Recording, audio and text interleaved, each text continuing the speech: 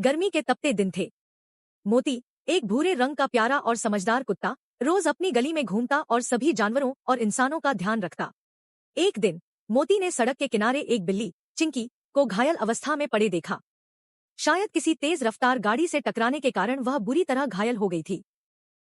मोती के दिल में दया उमड़ आई। वह तुरंत चिंकी के पास गया और उसे नर्म दांतों से पकड़कर पास की झाड़ियों में ले गया, जहां वह सुरक्षित रह सके। फिर वह पास के तालाब से अपनी जीभ में थोड़ा थोड़ा पानी लाकर चिंकी के मुंह में डालने लगा। उसके घावों को अपने पंजों से धीरे धीरे साफ किया और पास के पेड़ की छाल को चबाकर प्राकृतिक मरहम की तरह लगाया। चिंकी को मोती की देखभाल से आराम मिला।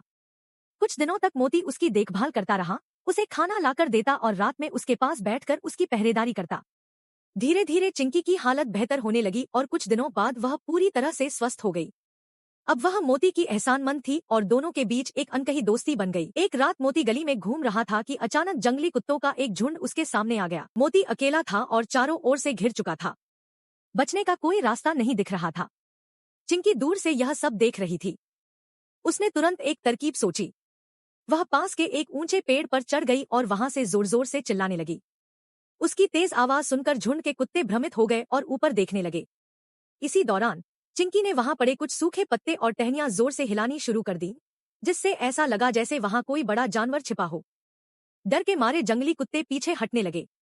इसी मौके का फायदा उठाकर मोती ने तेजी से वहां से निकलने का रास्ता बना लिया। जब वह सुरक्षित अपनी जगह पर पहुंचा तो चिंकी भी पेड़ से उतरकर उसके पास आ गई। मोती ने आभार भरी नजरों से चिंकी की ओर देखा और कहा, अगर तुमने समय पर मेरी मदद न की होती तो आज मैं मुसीबत में फंस जाता। चिंकी मुस्कुराई और बोली, तुमने मेरी जान बचाई थी। दोस्ती में एहसान नहीं बल्कि परवाह होती है। दोनों ने एक दूसरे की तरफ देखा और फिर खिलखिलाकर हंस पड़े। अब वे सिर्फ अच्छे दोस्त नहीं बल्कि एक दूसरे के रक्षक भी बन चुके थे।